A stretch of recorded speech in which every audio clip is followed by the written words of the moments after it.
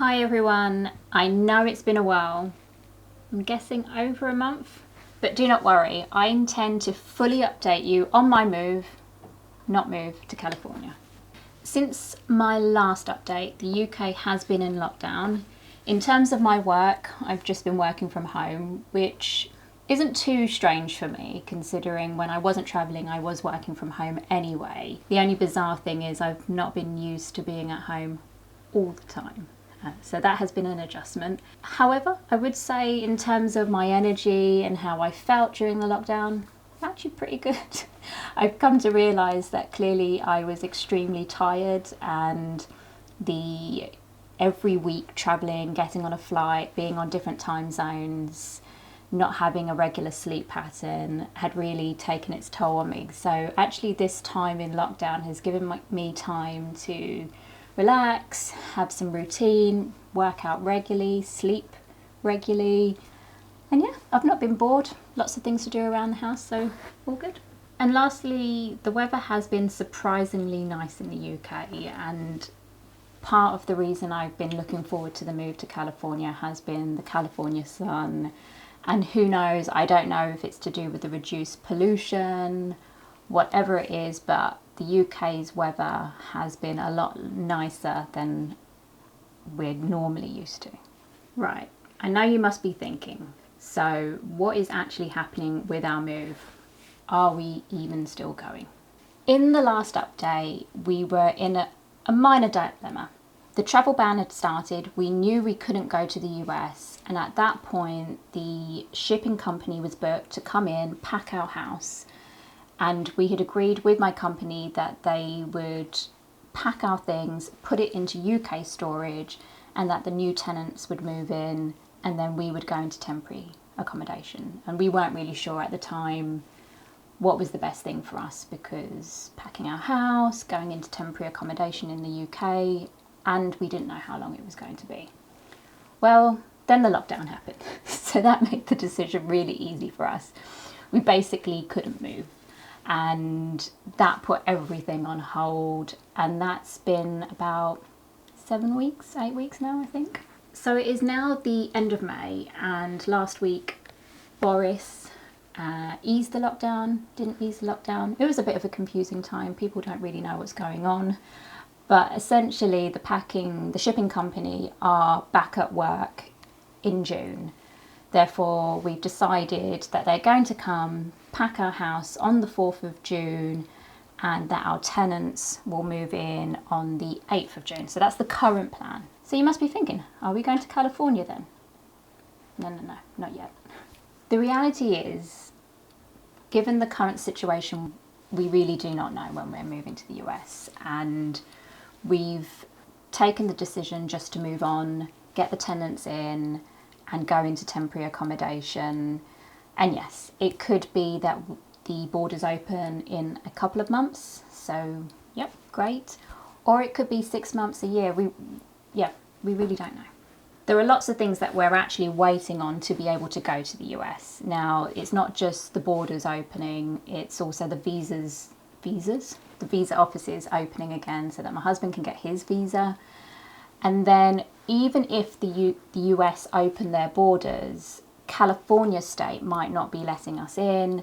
We also have to think about the services within California. So my new lifer messaged me last week just to warn me that even when the borders open, I need to consider when the social security offices open. She mentioned the DMV queues being horrific, and lots of things that we just need to make sure are in place for when we do finally make the move. So we need the visa offices open, we need California state open, and yeah, we need flights. There's just things that need to be in place before we can go. Now the worst case, and we are really thinking this is the worst case, is that we might be here for another year. And I honestly don't know what might happen with work. In the meantime, things might change. Therefore, we really need to consider the fact that whilst we're moving out of this house, we still could be in the UK for a good time, well, for a year or so. So, initially we had booked an Airbnb, and we've booked this till the middle of May, and that was really to give us, middle of August, get my words right. And At that point, it was really around the flexibility of being able to cancel the Airbnb, but also if we needed to extend it, we could. And at that point, we really thought, well, we could possibly be moving to the US August, September time, but then what if the worst case happens? Now we've decided that actually probably the best thing to do is leverage the situation. It is what it is. Let's look for another property to invest in. And actually before this whole event happened, we had actually started the process of buying a 2-bedroom flat, which we pulled out of due to the whole COVID situation. Now we're moving out, we've decided to look for another place to purchase that we can move into for the unforeseeable future. And then when we do leave, we'll just rent that out. So that's where we're thinking at the moment. And just to explain the rationale around this, because we haven't just decided to buy a property just for the sake of doing it. And it really came down to when we looked at how much we were spending on the Airbnb. And it was one thing to do it for 2 months when we thought, okay, for 2 months and then we're going to the US. But then when we really started to think about the possibility that this is 6 months, 12 months, who knows, there's a lot of money that we are now spending for our Airbnb. So currently we're spending about just under £2,000 a month for the Airbnb. Nowhere particularly special. It's a 2-bedroom flat. The one we've picked is in Ebbsfleet, and most of the places we looked, and it was quite interesting. So I looked in and around Kent, from Ashford, Maidstone, Rochester, all the way to North Greenwich, Blackheath area, and we found a few places in that price range of £2,000 to say £2,500 a month. And when I started to think, and my husband as well started to think, well, that's, you know, 10,000, 12,000, over 20,000 if we end up spending the next year here. That's a lot of money that we're now spending on this rental. Therefore, we really did consider the numbers and thought, okay, well, rather spending on Airbnb, let's just buy a place. It was the original plan anyway. We wanted another property that we would get rental income from when we were moving to the USA. Why not just do it? We get to invest our money as we wanted to do before. Prices have actually come down with this whole COVID situation, so we can leverage that. We get to live in there and we rent it. Apparently I sound like I'm too businessy when I talk by my husband. I'd quite like to know your input on this. What I was going to say was, when we were looking for the Airbnb, I mentioned it was around £2,000 a month, £2,000 to £2,500 a month across Kent up to London. Actually, we found in the first instance, most of them were around £4,000 a month, quite high. And the only reason I got the 2,000 figure was because I messaged them on Airbnb saying, look, this is my budget, will you accept? So this is a big tip for you. If you are in the UK at the moment, I'm sure this is relevant for other countries as well. Whatever the rate they're offering on Airbnb, if you like the place, just message the host and say, this is my budget, because at least two of the people got back to me and came down to my budget that I had. In addition, there are other issues to consider with Airbnb. One of the things is that it's not an assured tenancy. That means at the end of the stay, we could find that somebody else has booked the same property that we're in. The prices might go up. That could lead to bouncing around from place to place within Airbnbs, constantly having to negotiate rates. It's not the picture that I really wanted for the next few months. So on balance, it just makes sense to buy our own place and have that comfort and stability of knowing we're moving into our own place that we can then just rent when we... Right, so where are we looking? We are looking in central London. I wish. If I could afford a place in Chelsea in central London, I would love to, but no. We're looking mainly in Kent. That is where our friends and family are. So southeast London through to Kent is where most of our friends and family are, but it also fits within our budget. Now, talking about budget, we originally stated anything in the region of 200,000 to 250,000, and we were thinking a 2-bedroom flat. And for the most part in Kent, if you look in Rochester, Maidstone, Sittingbourne area, Medway, you can find 2-bedroom flats in that range. We have been looking at new build apartments. Me and my husband both like new builds. I think the last two places we have bought and lived in have been new builds. There are other reasons as well. Usually with new builders, is that the right word? Developers. They offer incentives, but also they can have apartments and houses that are in stock. So what we have been looking for, and this is quite key, are apartments that are literally done. They're in stock, available, ready to move into now. I would say most of the effort of hunting has gone to my husband, not really me. I've tried, but he's been looking mainly, and we've looked at Redrow, which is actually our house today. So we live in a Redrow house, in addition to Countryside and Weston Homes. And the areas have been in Sittingbourne, Maidstone, Rochester, and also Dartford. So how did we start hunting? Well, my husband went out literally on a tour of Kent one afternoon whilst I was busy working. So he went round looking at various developments in Ebbsfleet, Dartford, and just to really get a gauge of what's available, what's there. And it was quite interesting because he mentioned a lot of these new developments now have these communities. So a lot of these apartments have costas and co-ops, and really created a nice area to live. Not so relevant now considering the lockdown and you can't really go anywhere, but when the lockdown's lifted, quite nice communities to live in.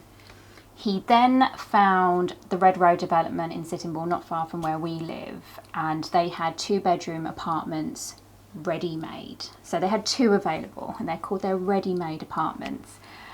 We went there and it was nice. They've made it very aesthetically very nice. That's one thing Redrow are very good at. They make their developments very pretty, and it was at 200,000, you know, well within our budget, so that was all good.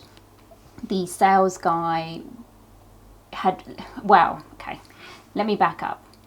We had made it very clear, or my husband had made it very clear, we needed a property that was available in July. And are these ready-made apartments actually ready-made? What do you mean by that? And he said, yep, they're ready-made, they're in stock, they'll be good for July, absolutely not an issue. Therefore, we were pretty much settled. We looked at it, we thought it was nice. We had some reservations. There were 2-bedroom apartments with only 1 bathroom, and anyone that looks at new build places, you generally get an ensuite as well. And because we've always had ensuites for the last, I don't know now, 15 years maybe, sharing a bathroom between 2 people, we like 3 bathrooms, was a bit of an adjustment, but it's fine. It's just a temporary place, and we thought, okay, it's in a location that we believe is an up and coming area, a good investment, and it's well within our budget. We then went back the next day. So I think we went there on a Thursday, and then on the Friday we were pretty much ready to go there and make the reservation. We were then told, oh, we actually don't know when they're going to be ready and can't tell you until Monday because the builders don't know anymore. Okay, but you said they were ready made. Yeah, we don't know. So yeah, so that was Redrow out at that point. What happened next? So much happens with my husband in a few days with all his hunting. He then found a developer called Weston Homes, and that was a place that he'd visited in Dartford, but saw that they had a development in Maidstone. Now for me and my husband, we are often going to Maidstone all the time for food. I go out there with friends.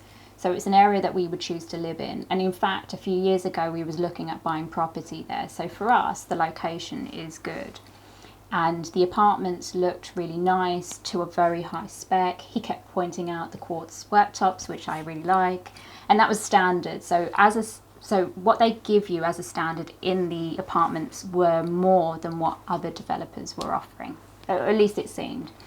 We had an appointment with them yesterday, so Sunday, and the day before we just made sure to go out and visit all the developments just to see what the areas look like. So I went back with him to Dartford. We had a look at Rochester countryside, which looked really, really nice, by the way. And then we looked at the Weston Park development in Maidstone as well. And yeah, just to give an idea of what location, where they were in relation to the train station, town centre, and where we want to be. Yesterday we went to Weston Homes at Springfield Park in Maidstone, so we went to this place, and it's definitely impressive. It reminds me, if any of you have been into central London and seen any of the new apartments, it's very much in keeping with that style. The sales suite, really nice. We visited a few of their 2-bedroom apartments, all very different layouts, type 1, type 2, type 7. It was very confusing and we really like it. The spec of the apartment, it's quite unique as well in terms of the furnishing, how they've got dark wood, but it was really nice. We did really like it, and depending on where you picked your apartment and where it was in the building, you have these incredible views. So the bit I haven't mentioned at this point is that it's a high-rise tower block apartment. It's 17 stories, and you can imagine, depending on where you are, you get really great views over Kent. At the moment, considering the location, the views, we have pretty much settled on Springfield Park by Weston Homes, and yesterday had decided on one of their 2-bed apartments, and that was on the price list at 255,000. And the lady had mentioned that she thought that they were willing to go below that asking price. So we offered 235,000 initially. They rejected the offer. We then came back at 238, they rejected. And then our last offer was 240,000 plus £1,000 towards legal fees. And we didn't actually hear back from them last night. So today I wake up and my husband comes in and he says, I think we should consider the 3-bed. And he comes in with his piece of paper with all the calculations. Now, this 3-bed, wait, I have to remember the price. Give me a moment. Right, I've got my facts and figures. The 3-bedroom apartment was originally up for 355,000 and was now at 335,000. And I thought, oh, okay, that's a bit over our initial budget of trying to stick within the 200 to 250,000 pound mark. And then he comes in and he explains how, right, okay, so the stamp duty is going to be this much, this is our deposit, maybe we can take some money from stocks, we can make this work. But you're probably wondering, well, if this is just a stopgap, why would we even consider a 3-bedroom apartment? Which is exactly what I was thinking in the morning. And it's a lovely 3-bedroom apartment. It's a lot bigger. The 2 beds are around 750 square foot. This is 1,000 square feet, and it's on the 16th floor.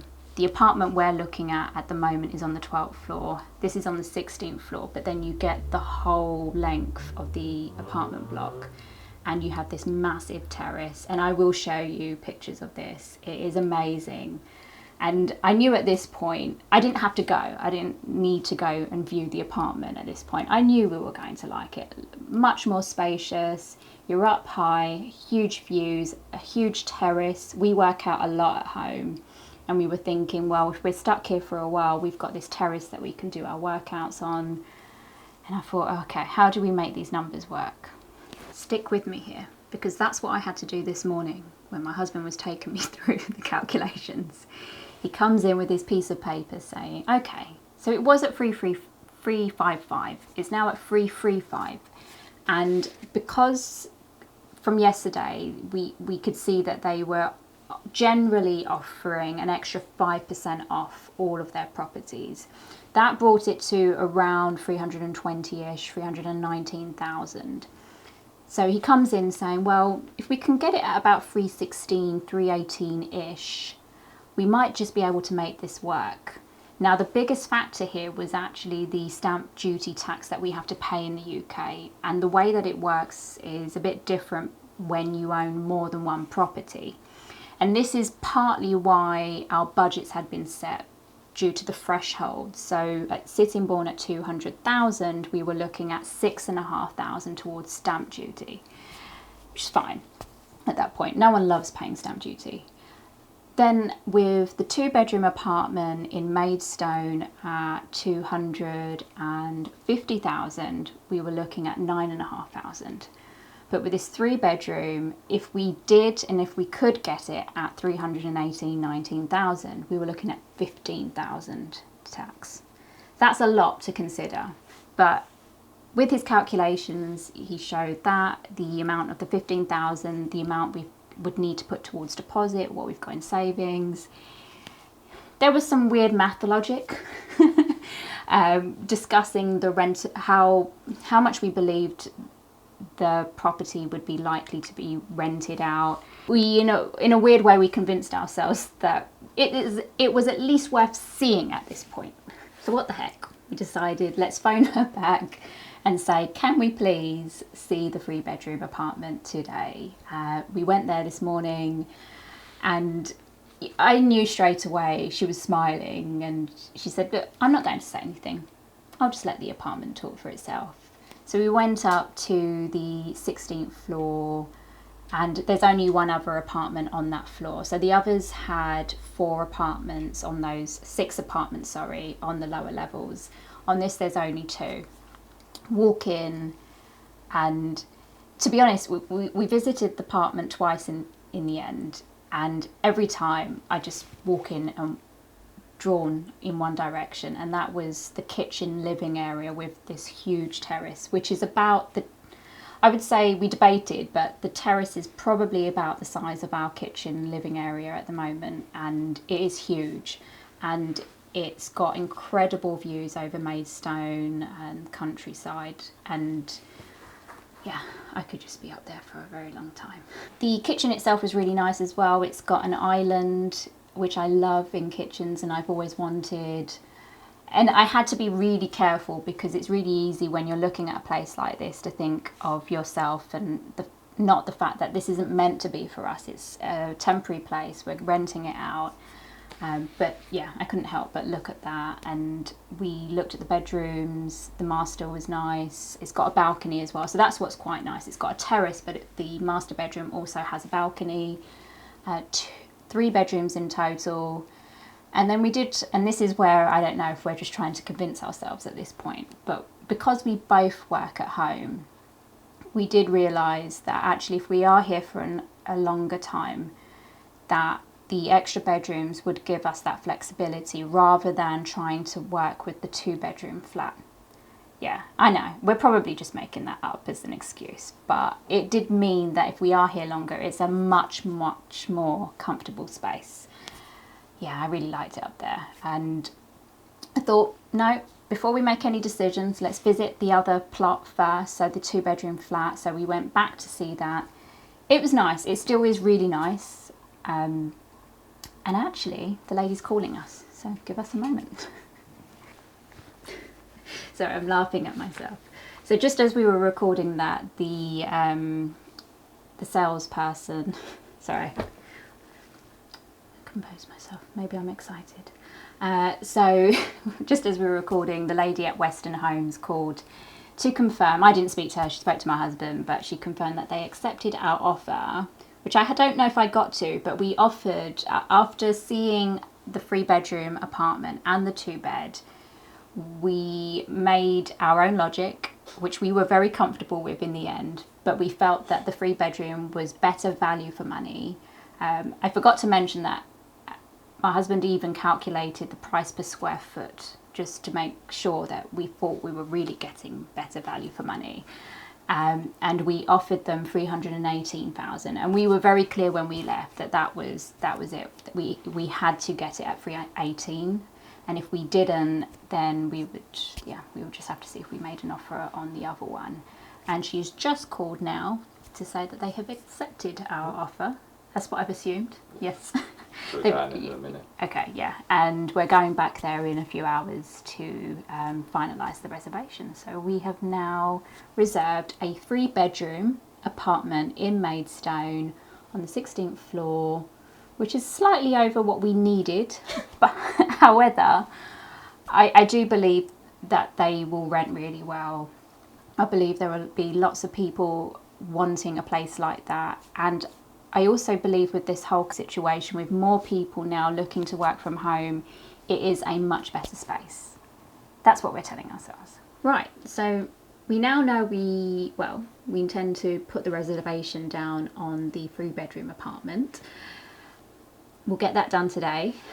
What else have we been doing other than finding a property? Well, we've been decluttering. Well, I have, not my husband, he's been busy doing calculations. I have been busy decluttering the house, organising, keeping the things that we don't want to be packed aside.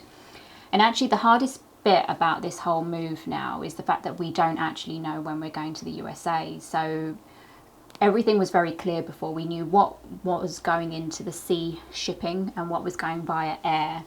Now, because of this interim period where we don't know how long, we've really needed to consider what needs to go in sea versus air, because we may not see the sea stuff for 6 months, a year.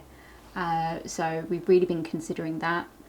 In addition to the fact, now that we're buying this property, we are now thinking that some of the things that we were going to ship over to the USA, we probably should just keep aside now. So I have to go through all the things again and think what it is that we want to keep back and put into the new property. So lots of fun. We are moving out of this house in just over a week's time. Still lots of organisation to get done. I'm very organised. Anton is a last minute sort of person, so he will have everything done on the very last day. And yeah, I guess I will update you on the next video. Thank you for watching. Please, if you have not subscribed yet, please subscribe and comment below. And we have lots more to share on our journey.